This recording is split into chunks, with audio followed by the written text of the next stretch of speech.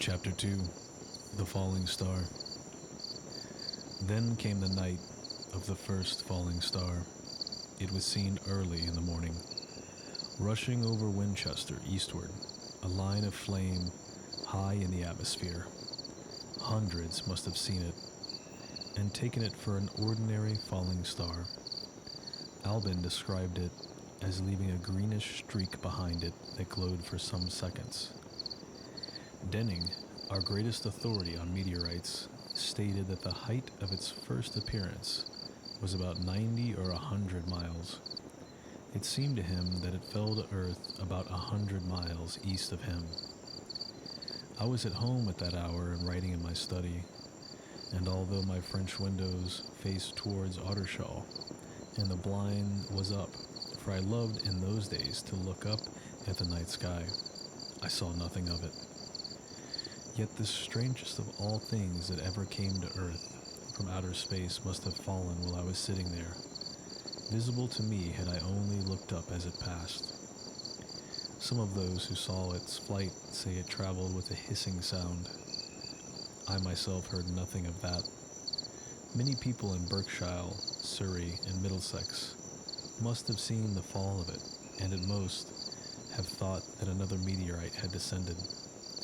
No one seems to have troubled to look for the fallen mass that night. But very early in the morning, poor Ogilvy, who had seen the shooting star and who was persuaded that a meteorite lay somewhere on the common between Horsell, Ottershaw, and Woking, rose early with the idea of finding it. Find it he did. Soon after dawn, and not far from the sandpits, an enormous hole had been made by the impact of the projectile, and the sand and gravel had been flung violently in every direction over the heath, forming heaps visible a mile and a half away. The heather was on fire eastward, and thin blue smoke rose against the dawn. The thing itself lay almost entirely buried in sand.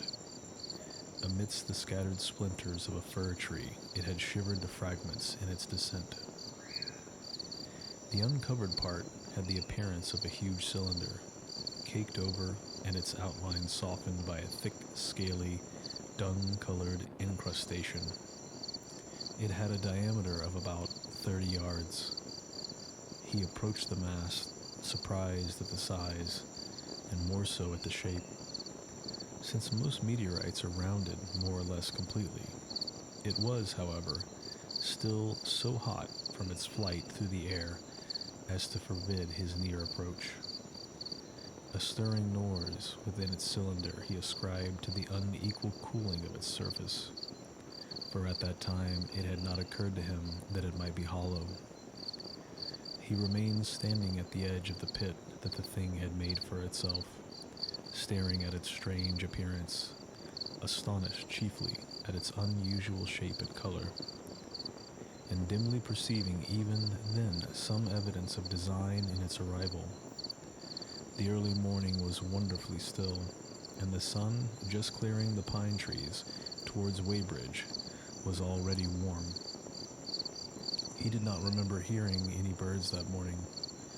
There was certainly no breeze stirring, and the only sounds were the faint movements from within the cindery cylinder. He was all alone on the common. Then suddenly he noticed, with a start, that some of the gray clinker, the ashy incrustation that covered the meteorite, was falling off the circular edge of the end. It was dropping off in flakes and raining down upon the sand. A large piece suddenly came off and fell with a sharp noise that brought his heart into his mouth. For a minute he scarcely realized what this meant, and although the heat was excessive, he clambered down into the pit close to the bulk to see the thing more clearly. He fancied even then that the cooling of the body might account for this. But what disturbed the idea was the fact that the ash was falling only from the end of the cylinder. And then he perceived that very slowly the circular top of the cylinder was rotating on its body.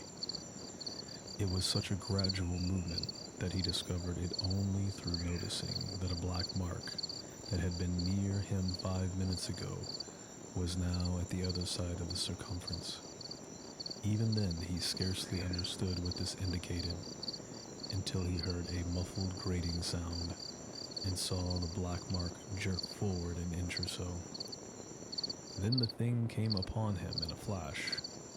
The cylinder was artificial, hollow, with an end that screwed out. Something within the cylinder was unscrewing the top. "Good heavens," said Ogilvy. "There's a man in it, men in it, half roasted to death, trying to escape." At once, with a quick mental leap, he linked the thing with the flash upon Mars. The thought of the confined creature was so dreadful to him that he forgot the heat and went forward to the cylinder to help turn. But luckily the dull radiation arrested him before he could burn his hands on the still glowing metal. At that he stood irresolute for a moment, then turned, scrambled out of the pit, and set off running wildly into Woking. The time must have been somewhere about 6 o'clock. He met a wagoner and tried to make him understand, but the tale he told and his appearance were so wild, his hat had fallen off in the pit, that the man simply drove on.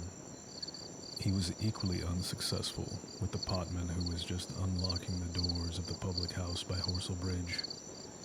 The fellow thought he was a lunatic at large and made an unsuccessful attempt to shut him into the tap room.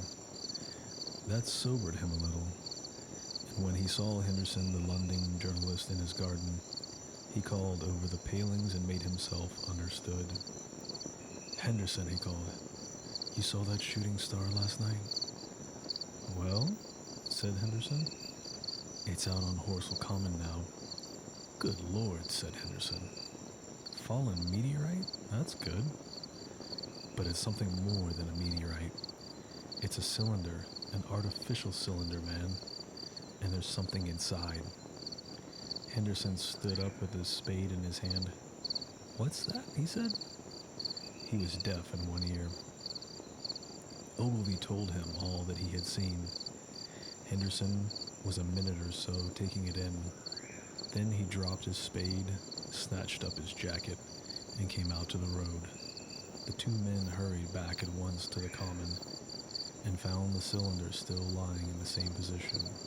But now the sounds inside had ceased, and a thin circle of bright metal showed between the top and the body of the cylinder.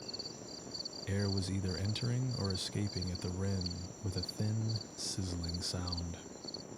They listened, rapped on the scaly burnt metal with a stick, and meeting with no response, they both concluded that man or men inside must be insensible or dead.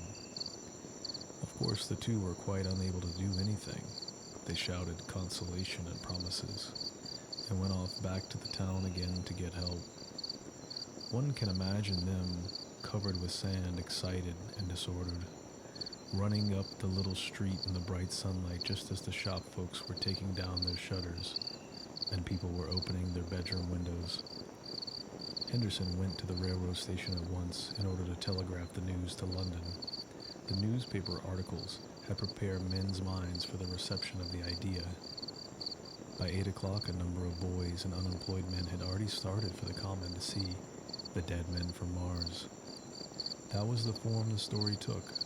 I heard of it first from my newspaper boy about 8:45 when I went out to get my daily chronicle. I was naturally startled and lost no time in going out and across the Ottershaw Bridge to the sand pits.